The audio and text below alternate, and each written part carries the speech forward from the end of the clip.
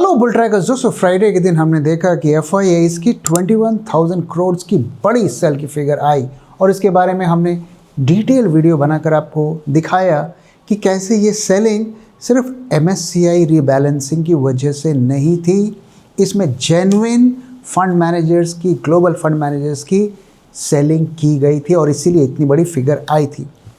तो प्रश्न ये उठता है कि ये सेलिंग, इतनी बड़ी सेलिंग ग्लोबल फंड मैनेजर्स ने क्यों की और क्या आगे ये सेलिंग और भी ज़्यादा बढ़ेगी? तो इसी को इस वीडियो में डिकोड करने वाले हैं। साथ में जून के महीने में कैसी पोजीशंस बन रही हैं और ये मार्केट को कहाँ तक ले जा सकती हैं, इसको भी समझने की कोशिश करेंगे।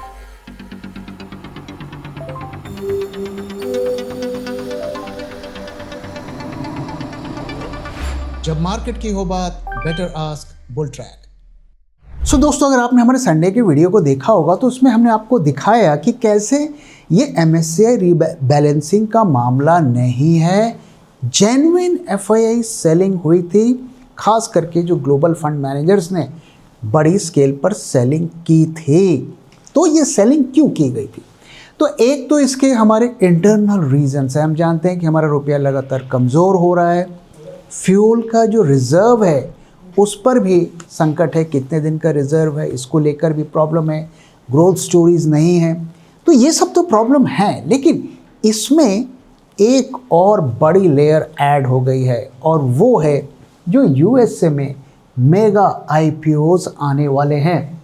तो अगर हम देखें उसमें से एक बड़ा IPO जो है वो SpaceX का है, जो कि आने वाला है। इसकी वैल्यूएशन करीब 1.5 ट्रिलियन डॉलर्स की बताई गई है, जो दुनिया की सबसे महंगी वैल्यूएशन होगी। इसकी जो IPO का प्रोसेस ऑलरेडी स्टार्ट हो गया है और 1.5 ट्रिलियन की वैल्यूएशन पर इनके जो रेवेन्यू है करीब 18.67 बिलियन के करीब हैं, जो कि सैमसंग से भी कम है। और IPO की लिस्टिंग अभी अप्रॉक्सीमेटली हम 12 जून की बात कर रहे हैं। तो आप समझ सकते हैं कि जब इतना बड़ा IPO आएगा तो इसको लिक्विडिटी चाहिए और ग्लोबल फंड मैनेजर्स जो है उस पर पार्टिसिपेट करेंगे। और नॉर्मली ऐसे में दुनिया भर के, खास करके इमर्जिंग मार्केट से पैसे निकाले जाते हैं, क्योंकि ये एक बहुत बड़ा जो IPO आने वाला है और जो भी फंड मैनेजर्स है वो इसे किसी भी हालत में सक्सेसफुल बनाएंगे। और जो ईरान वॉर में ये सीज फायर लगा हुआ है, पीस वीस की बातें हो रही हैं, उसका एक बड़ी वजह ये भी हो सकती है कि कम से कम इस बड़े IPO को हम निकलने देते हैं।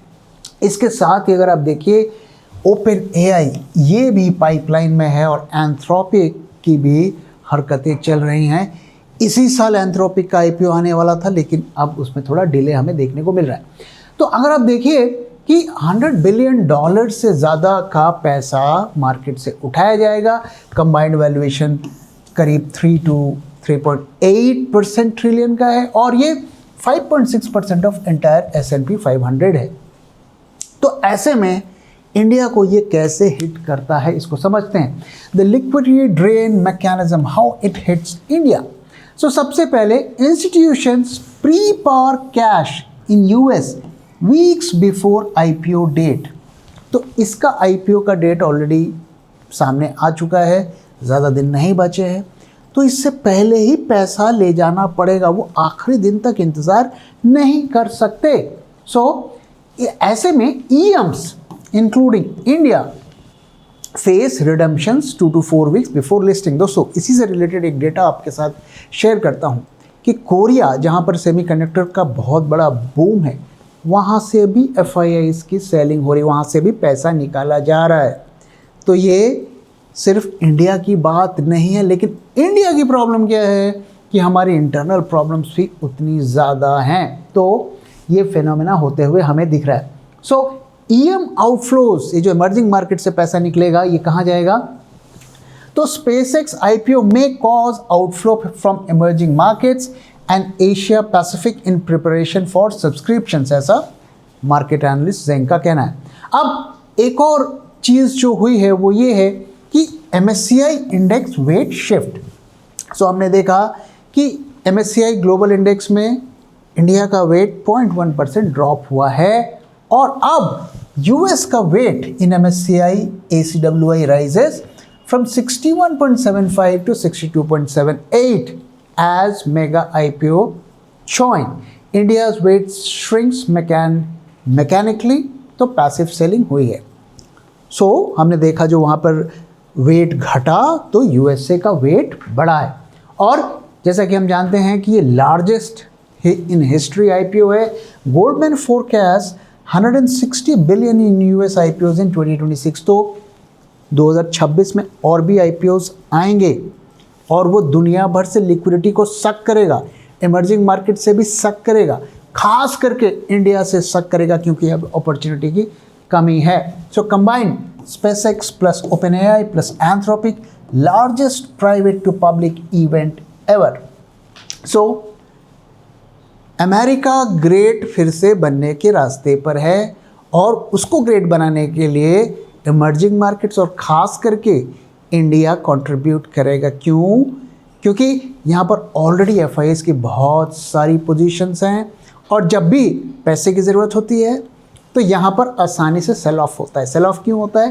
क्योंकि यहाँ पर DIIs की हॉट मनी है, सिप्स हैं और एक मंथली 25-27 हज़ार करोड़ बाज़ार में आते हैं जिन्हें मार्केट में पंप करना होता है।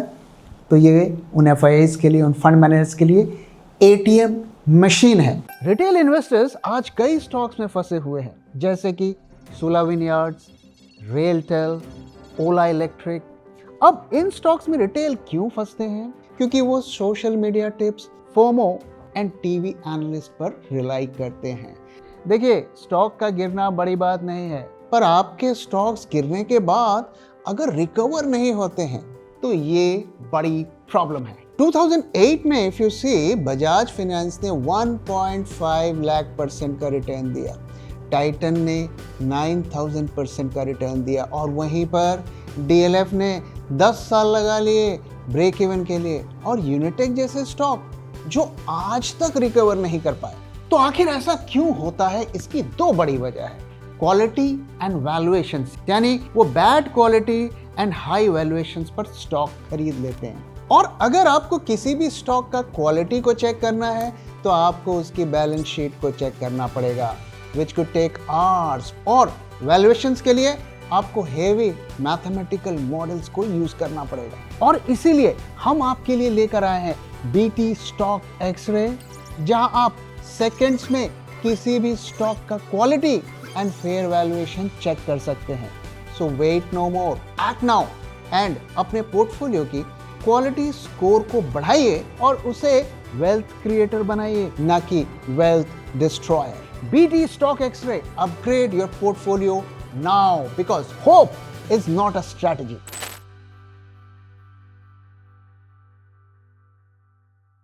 अब इसी से जुड़ा हुआ एक और मैं एग्जाम्पल आपके साथ शेयर करता हूं कि कैसे एक बार फिर इंडिया अमेरिका को ग्रेट बनाएगा, लिक्विडिटी को ट्रांसफ़र करके, वेल्थ को ट्रांसफ़र करके। आइए समझते हैं। तो दोस्तों, हम जानते हैं कि 2 ब्लॉकबस्टर IPOs हमारे पास आने वाले हैं, इंडिया में आने वाले। उसमें से एक रिलायंस जियो है और उसकी वैल्यूएशन 130 से 180 बिलियन डॉलर्स की, और साथ में NSE है, उसकी भी वैल्यूएशन 58 बिलियन डॉलर्स है।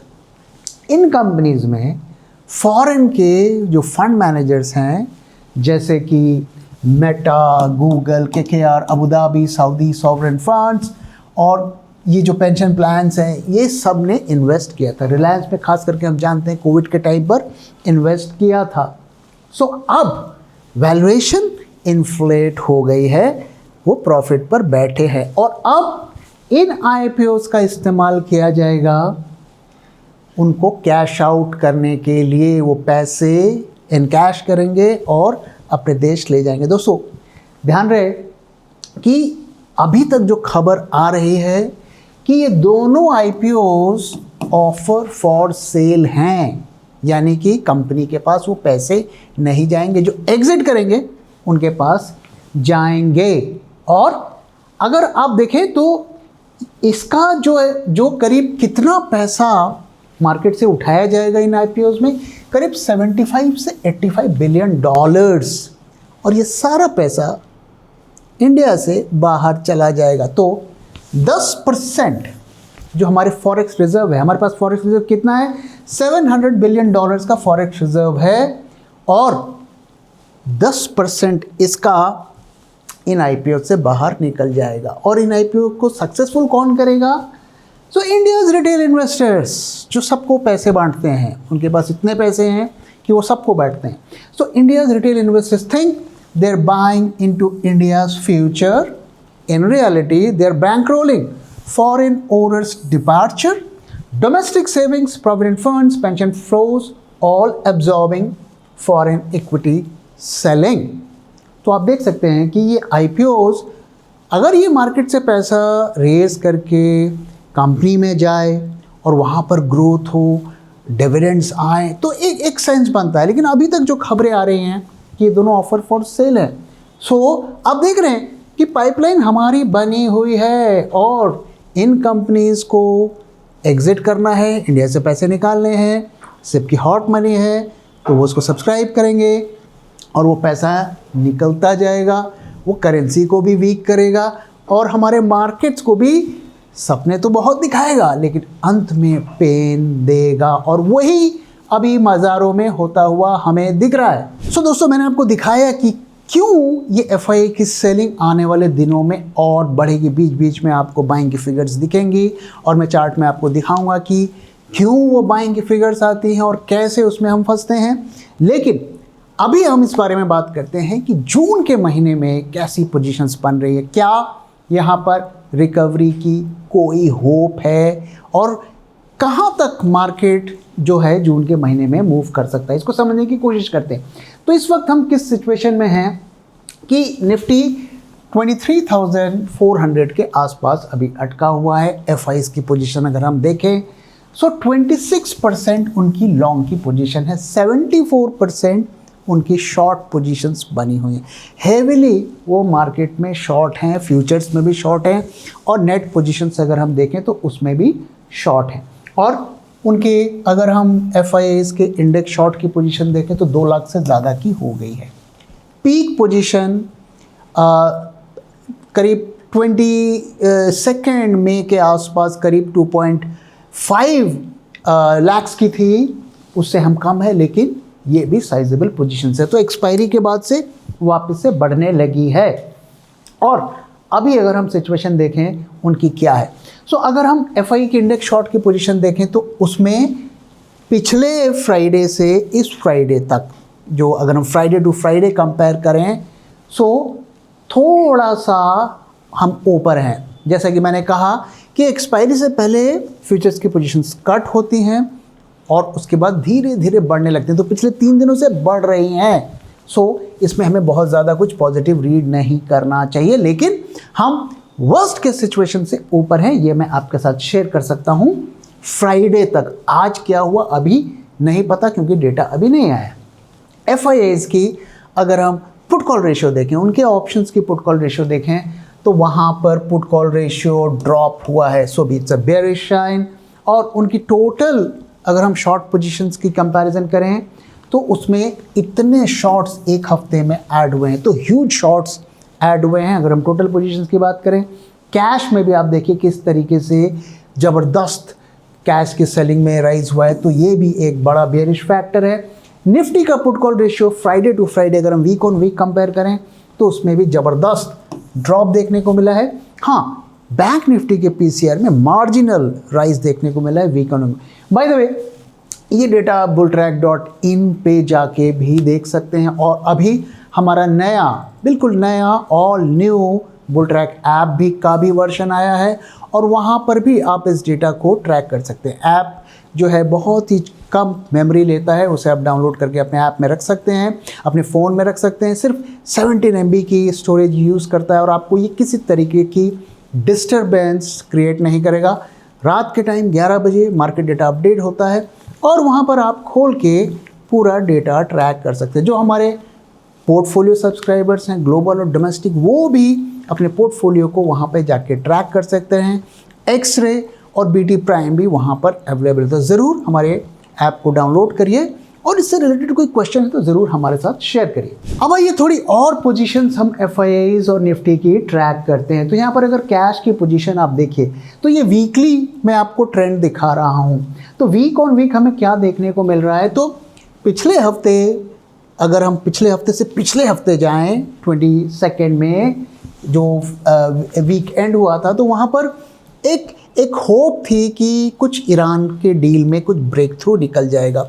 सेलिंग हुई लेकिन काफ़ी कम हुई, लेकिन अब जो सिचुएशन हमें देखने को मिल रहा है कि सेलिंग ज़बरदस्त तरीके से बढ़ी है। आप देख सकते हैं कि ह्यूज हमें सेलिंग देखने को मिली। FII की अगर हम पुट कॉल रेशियो का ट्रेंड देखें तो आप देख सकते हैं कि वहाँ पर भी हमें वही ट्रेंड मिला। ऐसा लग रहा था कि मार्केट जेन्युइनली होप कर रहा था कि कुछ पेज डील हो जाएगी, लेकिन एक बार फिर देखिए ड्रॉप हमें देखने को मिला है। निफ्टी का पुट कॉल रेशियो का अगर आप ट्रेंड देखें तो वहाँ पर भी हमें ड्रॉप देखने को मिला है, और सिर्फ बैंक निफ्टी थोड़ी सी हमें होप देता है। और यहाँ पर भी अगर आप वीक ऑन वीक बेसिस पे देखेंगे तो ड्रॉप है, लेकिन कम ड्रॉप है। ओवरऑल यहाँ पर हमें थोड़ी सी होप दे रहा है, और वो होप क्या है वो भी आपके साथ शेयर कर देता हूँ।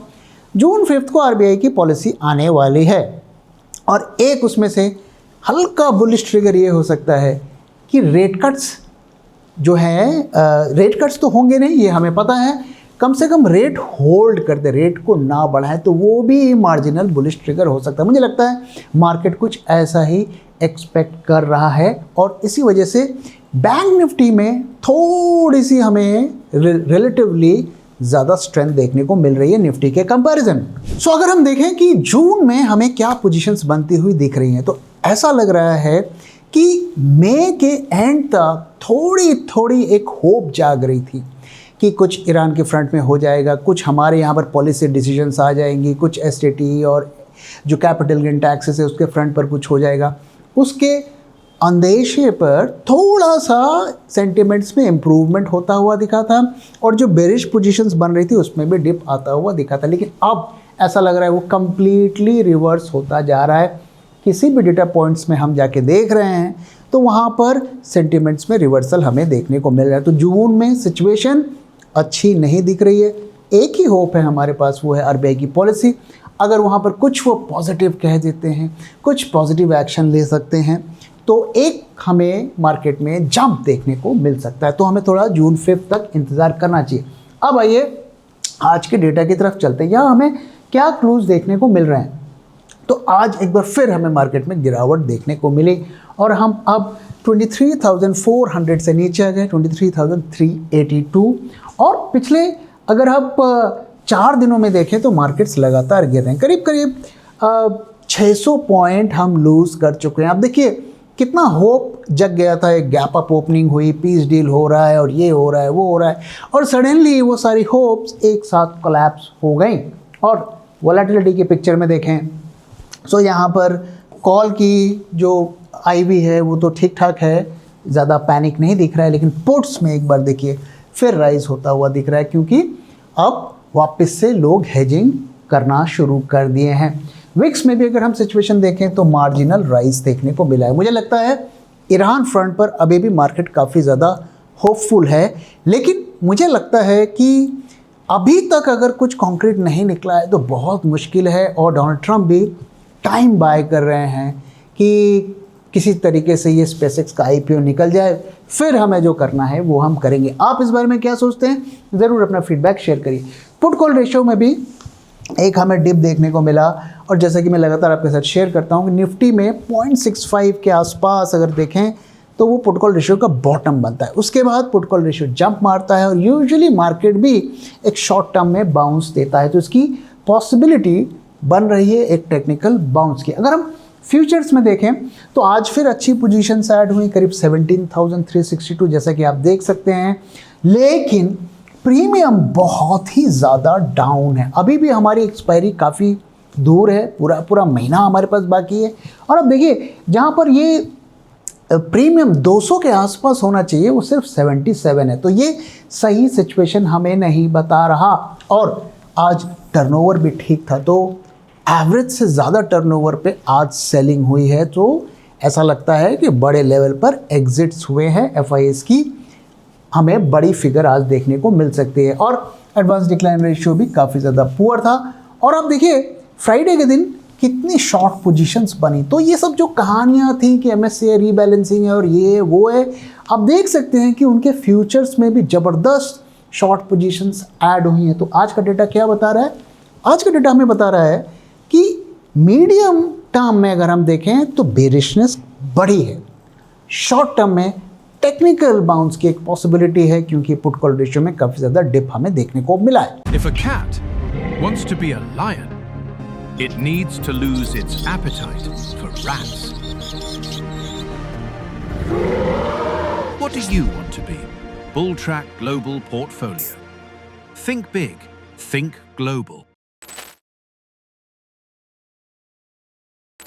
अब ये चार्ट्स की तरफ चलते हैं और देखते हैं। पहले एक बिगर पिक्चर हम देखते हैं। दोस्तों जैसा कि आप देख रहे हैं कि FIS की सेलिंग इस साल के शुरुआत से काफ़ी ज़्यादा हो रही है, और सेलिंग की एक राउंड आता है और फिर उसमें एक जंप देखने को मिलता है किसी न किसी बहाने से, किसी न किसी न्यूज़ के बेसिस पर, जो हमें एक होप देता है कि अरे अब वर्स्ट इज़ बिहाइंड अस। लेकिन फिर नेक्स्ट राउंड की सेलिंग शुरू हो जाती है और कई लोग इसमें फंसते हैं। अगर आप चार्ट में देखेंगे तो आपको लगभग वही चीज़ क्लियरली देखने को मिलेगी। देखिए ये जंप आया, फॉल आया, ये जंप आया, फॉल आया, और यहाँ पे लगा कि अब बस हो गया, अब वापस से न्यू हाइज में जाएंगे, फिर फॉल आया।